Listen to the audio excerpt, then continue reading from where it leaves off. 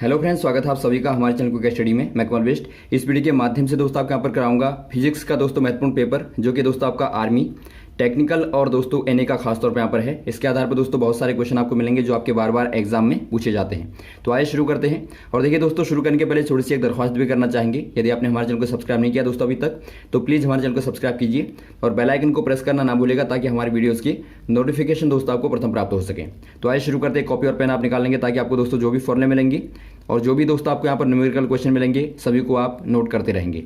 तो देखिए दोस्तों, पहला क्वेश्चन आपको यहाँ पर दिखता है, यदि दो ऊष्मगतिकी निकाय किसी तीसरे ऊष्मगतिकी निकाय से अलग अलग तापीय साम्य में हैं, तो आपको बताना है दोस्तों वे परस्पर भी ऊष्मीय साम्य में होंगे। ये कौन सा वाला नियम है ऊष्मगतिकी का प्रथम नियम, या ऊष्मगतिकी का द्वितीय नियम, या तृतीय या शून्य नियम, या फिर कोई नहीं। दोस्तों यहाँ पर देखिए, आपको पहले समझना है, फिगर के माध्यम से आप समझेंगे। यहाँ पर देखिए आपके तीन निकाय हैं। एक निकाय मान लीजिए आपका ये हो गया, दो यहाँ पर ये हो गए, दो तीन निकाय हो गए। अब यहाँ पर देखिए दोस्तों, आपको दिया गया है ये दोनों आपस में क्या है, आइसोलेट हैं दोस्तों। इनमें आपस में तापमान यहाँ पर एक्सचेंज नहीं होगा, अर्थात यहाँ पर यहाँ से यहाँ तापमान आपका नहीं जाएगा। लेकिन ये दोस्तों आपके क्या है, तापीय साम्य में है। अर्थात दोस्तों तापीय साम्य कहने का मतलब है ताप दोस्तों आपका समान हो चुका है। कहने का मतलब है जब आप दो वस्तुओं को अलग अलग ताप की वस्तुओं को आपस में लगाते हैं तो दोस्तों इनमें ताप समान हो जाता है, क्योंकि आपको पता होगा ऊष्मा दोस्तों उच्च से लेकर निम्न ताप की ओर बढ़ती है। अर्थात तब तक जाती रहती है दोस्तों, बहती रहती है जब तक दोनों का ताप समान ना हो जाए। आपने देखा होगा जब आप गर्म वस्तु को ठंडी वस्तु के पास में लाते हैं तो दोस्तों गर्म वस्तु ठंडी वस्तु को ताप देती रहती है। कब तक देगी, जब तक दोनों का ताप बराबर ना हो जाए। तो ये दोस्तों आपका एक प्रकार से यही नियम दोस्तों आपका ये दिया वाला कहता है, एक प्रकार से इसी को दोस्तों कहता है। अब यहाँ पर देखिए, तो ये कहता है दोस्तों यदि आपके दोनों यहाँ पर साम्य में है, इसके साथ में तीसरे वाले के साथ में, तो ये आपस में भी साम्य में होंगे। अर्थात आप यदि आप दीवार को हटा भी देंगे दोस्तों, तब भी आप देखेंगे इनमें आपस में तापमान क्या होगा, इधर उधर नहीं जाएगा, क्योंकि दोस्तों पहले से क्या हो गए ये दोस्तों आपस में थर्मल इक्विलिब्रियम पोजीशन में पहले से आ गए इसके माध्यम से। तो इससे आपको क्या पता लगता है कि आपका जो तापमान है वो दोस्तों समान रूप से फैल जाता है। तो यहाँ पर देखिए आपका ये आपका ऊष्मगतिकी का शून्य नियम कहलाता है दोस्तों, जीरो लॉ ऑफ थर्मोडायनेमिक कहलाता है। ऑप्शन नंबर आपका सी वाला सही हो जाएगा। अगला क्वेश्चन यहाँ पर देखिए दोस्तों, स्प्रिंग सामान्यतः किसकी बनाई जाती है। आपने देखा होगा दोस्तों, स्प्रिंग को देखा होगा, ये सामान्यतः किसकी बनाई जाती है आपको बताना है। दोस्तों यहाँ पर देखिए ये आपकी तांबे की होगी, इस्पात की होगी, लोहे की होगी, या फिर कांसे की होगी। ये दोस्तों आपकी इस्पात की होती है। क्यों होती है आप यहाँ पर समझिए। मान लीजिए ये आपका दोस्तों इस्पात अर्थात स्टील की बनी हुई है, ये मान लीजिए आपका तांबे की बनी है। तो स्टील वाली में क्या होता है दोस्तों, इसमें ज़्यादा इसका प्रत्यास्थ गुणांक होता है दोस्तों, अर्थात इसका जो प्रत्यास्थता होती है दोस्तों वो ज़्यादा होती है इसकी तुलना में। यदि आप इसे खींचेंगे दोस्तों तो ये जल्दी वापस आ जाती है अपनी पूर्व अवस्था में, लेकिन जब आप इसे खींचते हैं तो ये पूर्व अवस्था में आने में समय लेती है। और वैसे दोस्तों यहाँ पर देखिए बराबर बल आप दोनों में लगाएंगे तो इसमें दोस्तों आपका कम बराबर बल लगाने में ये आपकी कम खींचेगी, आपकी ज़्यादा तुलनात्मक रूप से ये ज़्यादा खींच जाती है। तो इसीलिए दोस्तों आप यहाँ पर खासतौर पर किसका इस्तेमाल करते हैं, इस्पात का इस्तेमाल करते हैं। तो यहाँ पर आप कहेंगे इस्पात का इस्तेमाल करते हैं। अगला क्वेश्चन यहाँ पर देखिए दोस्तों, एक छड़ के अनुप्रस्थ तथा अनुदैर्ध्य विकृतियाँ क्रमशः आपको दी हैं 2 × 10⁻³ व 5 × 10⁻³ है। तो आपको बताना छड़ का पोइसो अनुपात सिग्मा क्या होगा।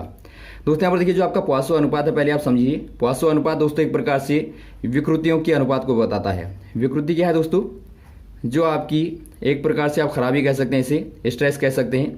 मान लीजिए आपने कोई एल लंबाई की वस्तु ली, आपने इस पर बल लगा के दोस्तों एफ बल लगा के खींच दिया, तो ये अब बदल गई एल डैश में। अब यहाँ पर देखिए आप जो ये देखते हैं, ये आपकी बढ़ी हुई लंबाई है, इसे आप डेल्टा एल से रिप्रेजेंट करते हैं।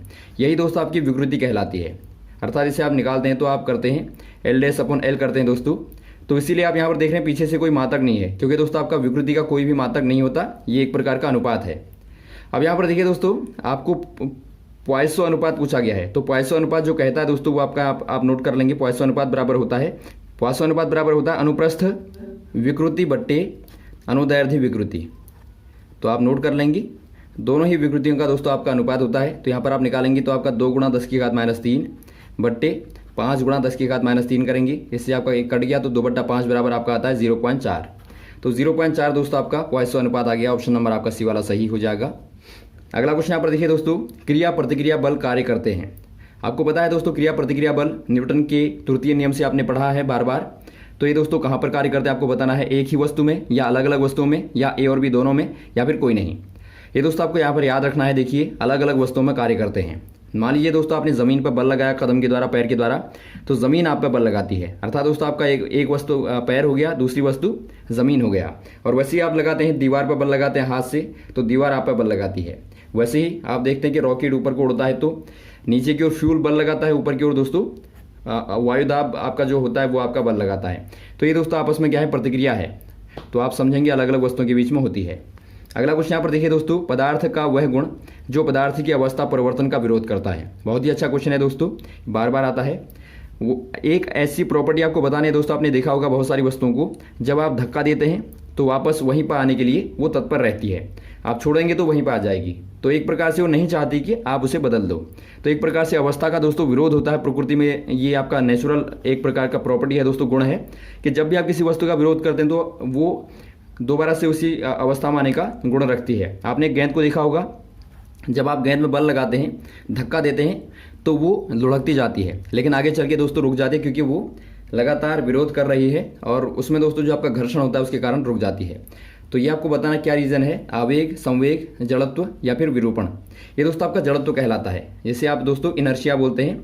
इनर्शिया का गुण होता है दोस्तों, प्रॉपर्टी होती है, इसके कारण ही वस्तुएं विरोध करती हैं। और आपने देखा होगा दोस्तों न्यूटन का जो आपका प्रथम नियम है गति का, वो भी दोस्तों यही कहता है, जड़त्व का नियम कहलाता है। वो भी यही कहता है कि जब तक आप किसी वस्तु को बल लगा के हिलाएंगे नहीं तब तक दोस्तों वो अपनी मूल अवस्था में रहती है। मान लीजिए आपकी गतिमान है तो गतिमान रहेगी और रुकी हुई है तो आपकी रुकी हुई रहेगी, क्योंकि अपनी मूल अवस्था में, जो भी मूल अवस्था है उसी में रहना चाहती है। तो ये आपको पता होना चाहिए। अगला क्वेश्चन यहाँ पर देखिए दोस्तों, यदि दो वस्तुओं का संवेग बराबर है तो भारी व हल्की वस्तुओं के वेग में क्या, यहाँ पर देखिए क्या संबंध होगा आपको बताना है।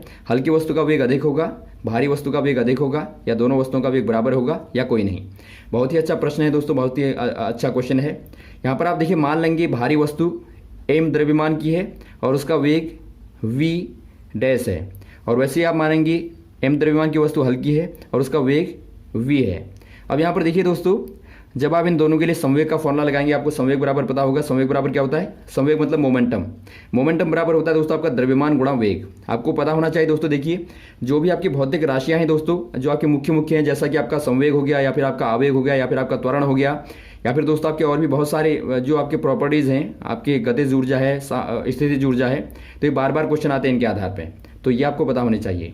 तो यहाँ पर देखिए आपको संवेग पता होना चाहिए, द्रव्यमान गुणा वेग होता है। तो यहाँ पर आपका m v डैश हो गया। और आपको दिया है दोस्तों, गिवन है आपको कि दोनों बराबर हैं, बराबर हो गए। अब यहाँ पर देखिए दोस्तों बराबर कब होंगे, यहाँ पर आप m को इधर ले आइए, m अपॉन m कर दीजिए, और यहाँ पर आपका v अपॉन v डैश हो गया। अब यहाँ पर देखिए आपको पता है कि m क्या है दोस्तों, ग्रेटर है m से। तो इसका मतलब क्या है, ये क्या रिप्रेजेंट करता है कि v को दोस्तों v डैश से बड़ा होना ही चाहिए। क्योंकि आप यहाँ पर देखते हैं यदि आपका m से बड़ा है, भारी है, तो इसका मतलब इसका मान जो होगा दोस्तों आपका क्या होगा, ग्रेटर देन 1 होगा, क्योंकि ये दोस्तों आपका 1 से बड़ा होगा, क्योंकि ये बड़ी वस्तु है। यहाँ पर आप देखते हैं यदि आपका 3 2 से बड़ा है तो आप देखेंगे 3/2 का मान हमेशा ही दोस्तों 1 से बड़ा ही होगा।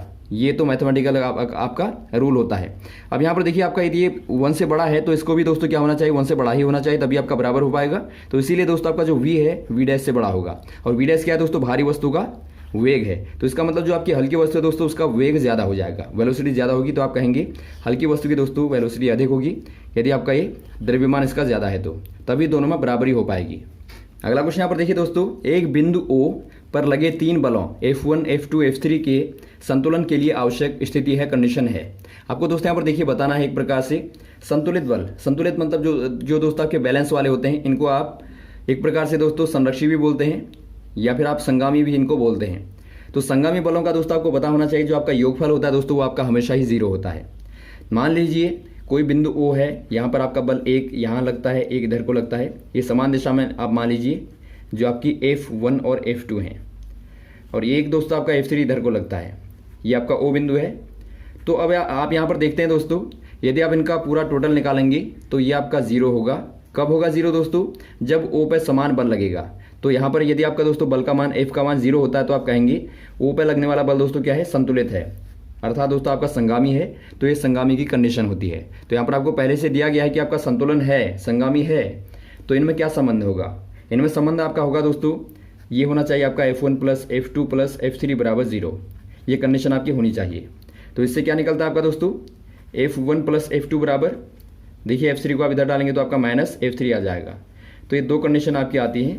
और ये दोस्तों आपका बी और सी आपका दिखता है, तो आप कह देंगे कौन सा हो जाएगा आपका ऑप्शन नंबर डी वाला, जहाँ पर आपको लिख के दिया है कि बी और सी दोनों सही हैं, तो ये दोनों ही सही हो जाएंगे, तो ये आपका सही हो जाएगा। अगला क्वेश्चन यहाँ पर देखिए दोस्तों, मैक्सवेल का नाम किस वैज्ञानिक सिद्धांत के साथ में जुड़ा हुआ है। मैक्सवेल दोस्तों यहाँ पर देखिए बहुत ही एक प्रसिद्ध हमारे वैज्ञानिक हैं भौतिक शास्त्र में, तो आपको बताना इनमें से कौन से वाले सिद्धांत के साथ में इनका नाम जुड़ा है मुख्यतया, वैद्युतचुंबकीय या गुरुत्वाकर्षण या फिर बेतार संदेश या फिर उत्प्लावन सिद्धांत। ये दोस्तों आपके यहाँ पर देखिए वैद्युतचुंबकीय के दोस्तों इन्होंने मैथमेटिकल रिप्रेजेंटेशन दी थी, जो आपके वैद्युतचुंबकीय सिद्धांत था दोस्तों उसका मैथमेटिकल एक्सप्रेशन दिया था, तो इसके लिए प्रसिद्ध हैं। तो ऑप्शन नंबर आपका ए वाला सही हो जाएगा इलेक्ट्रोमैग्नेटिक प्रिंसिपल के लिए दोस्तों। और गुरुत्वाकर्षण आपको पता है दोस्तों, गुरुत्वाकर्षण का जो मुख्य नियम दिया था वो आपका न्यूटन के द्वारा बताया गया था दोस्तों। और बेतार संदेश का जो बताया गया था दोस्तों मार्कोनी जिन्होंने रेडियो की खोज की थी। और उत्प्लावन बल का सिद्धांत दोस्तों दिया था, किन्होंने दिया था दोस्तों, आर्किमिडीज ने, तो आर्किमिडीज आपको पता होना चाहिए। तो ये तीनों ही चारों ही आपको पता होने चाहिए। अगला क्वेश्चन यहाँ पर देखिए दोस्तों, प्रकृति के मूल बल निम्न में से कौन से हैं। आपको बताना दोस्तों जो आपके नेचुरल फोर्सेस हैं जो मूल रूप से पहले से हैं दोस्तों, वो आपके कौन से वाले हो जाएंगे इनमें से, एक गुरुत्वाकर्षण होगा या विद्युत चुंबकीय बल होगा या प्रबल दुर्बल नाभिकीय बल होगा या उपरोक्त सभी होंगे। ये दोस्तों आपके उपरोक्त सभी हो जाएंगे, 4 के 4 हो जाएंगे। आप देखते हैं गुरुत्वाकर्षण बल दोस्तों आपका नेचुरली है, और वैसे आप विद्युत चुंबकीय बल को भी देखते हैं दोस्तों पहले से है, और वैसे आप देखते हैं प्रबल या फिर आप कहें दुर्बल नाभिकीय बल जो कि आपका एक परमाणु में पाया जाता है दोस्तों, एक तत्व में पाया जाता है, तो वो भी दोस्तों आपका पहले से है। तो ऑप्शन नंबर आपका डी वाला सही हो जाएगा। और वैसे ही यदि आप देखें दोस्तों गुरुत्वाकर्षण की तुलना में जो आपका वैद्युत चुंबकीय होता है दोस्तों वो लगभग आपका 10 की घात 36 दोस्तों ज़्यादा प्रभावशाली होता है। अगला क्वेश्चन यहाँ पर देखिए दोस्तों, यदि ताप T1 तथा T2 के बीच कार्य कर रहे इंजन की दक्षता नीटा हो। नीटा दोस्तों यहाँ पर देखिए ग्रीक वर्ड है, इससे आप रिप्रेजेंट करते हैं दक्षता को, अर्थात इफिशियंसी को दोस्तों, इंजन की इफिशियंसी को रिप्रेजेंट करते हैं। तो आपको यहाँ पर दिया नीटा है, तो प्रत्येक ताप को 100 केल्विन बढ़ाने पर दक्षता क्या होगी। दोस्तों यहाँ पर देखिए जो आपका दक्षता का फॉर्मूला होता है किसी भी इंजन के लिए दोस्तों आपको पता होना चाहिए, नीटा इक्वल टू होता है आपका 1 माइनस T1/T2/T1। अब यहाँ पर देखिए दोस्तों यदि आप T2 और T1 को यदि आप बढ़ा देंगे, आप देखते हैं यहाँ पर नेगेटिव है, ये बढ़ाने पर दोस्तों क्या होगा, नीटा का मान दोस्तों कम हो जाएगा। तो इसीलिए आप कहेंगे दोस्तों यदि आप ताप को बढ़ाते हैं तो इससे इसकी दक्षता का मान घट जाएगा, कम हो जाएगा। अगला क्वेश्चन यहाँ पर देखिए दोस्तों, यदि पृथ्वी तल पर गुरुत्वीय त्वरण का मान आपको जी दिया है तथा h गहराई पर जी डैश दिया है, तो आपको बताना जी तथा जी डैश में क्या संबंध होगा। यदि आपकी RE पृथ्वी की त्रिज्या है, रेडियस है दोस्तों अर्थ की। अब यहाँ पर देखिए दोस्तों बहुत ही बार पूछा जाता है कि बताइए जी के मान में क्या प्रभाव पड़ता है ऊपर नीचे जाने में। तो आपको पता होगा दोस्तों जी का मान ऊपर या फिर नीचे जाने में दोस्तों कम होता है। यदि आप पृथ्वी तल पर देखें तो आपका 9.8 मीटर पर सेकंड स्क्वायर होता है, लेकिन जब आप ऊपर जाएंगे दोस्तों ये कम होता जाएगा। और वैसे आप नीचे जाते हैं ज़मीन के तो वहाँ भी ये कम होता जाएगा, अर्थात आप कह सकते हैं सतह पे दोस्तों आपके सर्वाधिक मान इसका होता है, जो कि आपका क्या होता है दोस्तों, जी का मान ये होता है। अब यहाँ पर देखिए यदि आप नीचे जाएंगे h गहराई पर मान लीजिए आप गए, तो इससे दोस्तों क्या प्रभाव पड़ेगा, देखिए आपका जी डैश बराबर जो होगा वो आपका जी 1 माइनस h/RE हो जाता है। यदि आपको पता होगा कम होता है तो आप आराम से बता देंगे दोस्तों आपका यही होगा, क्योंकि यहाँ पर आप देखते हैं ये जी से कम हो गया, क्योंकि माइनस इतना घट गया तो आपका जी से कम हो गया। तो ऑप्शन नंबर आपका दोस्तों बी वाला सही हो जाएगा। और वैसे यदि आपका पृथ्वी तल के ऊपर आएगा तो वहाँ भी आप कहेंगे घटेगा, तो कितना होगा दोस्तों, वो आपका जी डैश बराबर जी 1 माइनस 2h/RE। यहाँ पर आप देखेंगे 2 आपका होता है ऊपर जाने में, तो दोनों ही आप याद रखेंगे। अगला क्वेश्चन यहाँ पर देखिए दोस्तों, m अर्थात भारी वस्तु है तथा m आपकी हल्की वस्तु है। द्रव्यमान के 2 कृत्रिम उपग्रह समान कक्षा में परिक्रमण कर रहे हैं, तो आपको कक्षीय चाल बतानी है। दोस्तों यहाँ पर देखिए कक्षीय चाल क्या होगी, दोनों में m पिंड की उपग्रह की ज़्यादा होगी या फिर m पिंड वाले उपग्रह की अधिक होगी, या दोनों की समान होगी या फिर कोई नहीं। आपको पता होना चाहिए दोस्तों जो आपका कक्षीय चाल होती है वो क्या होती है। कक्षीय चाल दोस्तों आपकी होती है V0 बराबर √GRE। यदि आप दोस्तों h ऊंचाई पर देखते हैं, मान लीजिए पृथ्वी तल से जो उपग्रह है वो आपका h ऊंचाई पे है, तो आप यहाँ पर RE की जगह पे RE प्लस h कर देते हैं, केवल इतना अंतर होता है। तो ये दोस्तों आपको पता होना चाहिए। अब आप यहाँ पर क्लियर देखते हैं दोस्तों, जो V0 का मान है वो आपका द्रव्यमान पर बिल्कुल डिपेंड नहीं करता, तो आप कहेंगे ये आपका डिपेंड नहीं करता द्रव्यमान पे, मास पे। तो यहाँ पर देखिए मास आपका कम हो या फिर ज़्यादा हो कोई फर्क नहीं पड़ता, आपको दिया है समान कक्षा में है, तो इसका मतलब उनकी वेलोसिटी दोस्तों बिल्कुल बराबर होगी। तो आप कह देंगे दोनों का ही दोस्तों जो कक्षीय चाल होगी वो आपकी समान होगी, क्योंकि द्रव्यमान पर निर्भर नहीं करता। अगला यहाँ पर देखिए दोस्तों, किसी दोलन पेंडुलम की आवर्तकाल व कोणीय चाल में क्या संबंध होता है। T बराबर 2 पाई ओमेगा होगा, टी बराबर 2 पाई अपन ओमेगा होगा, टी बराबर ओमेगा अपन 2 पाई होगा, या टी बराबर ओमेगा स्क्वायर होगा। दोस्तों यहाँ पर देखिए आपको पता है जब भी कोई पेंडुलम घूमता है तो इसका जो आपका कोणीय वेग होता है और उसका आवर्तकाल होता है उसमें क्या संबंध होता है, टी बराबर 2 पाई अपॉन ओमेगा होता है। या फिर आप कहें दोस्तों ओमेगा बराबर 2 पाई अपॉन टी। तो यहाँ पर दोस्तों ऑप्शन नंबर आपका बी वाला सही हो जाएगा। वैसे दोस्तों यदि आपका कोणीय वेग में और आपका फ्रीक्वेंसी में अर्थात आवृत्ति में संबंध आता है तो आपका होता है ओमेगा बराबर 2 पाई f होता है दोस्तों। तो ये भी आपको पता होना चाहिए, मे भी आपका ये भी पूछा जाए। तो दोस्तों ये रहे हमारे महत्वपूर्ण क्वेश्चन जो आपने यहाँ पर देखी। उम्मीद आपको अच्छे लगे होंगे दोस्तों। यदि आपको वीडियो अच्छा लगा हो तो आप जरूर लाइक करें, शेयर करें ताकि सभी लोगों तक पहुंचे। Okay, thanks. जय हिंद, जय भारत।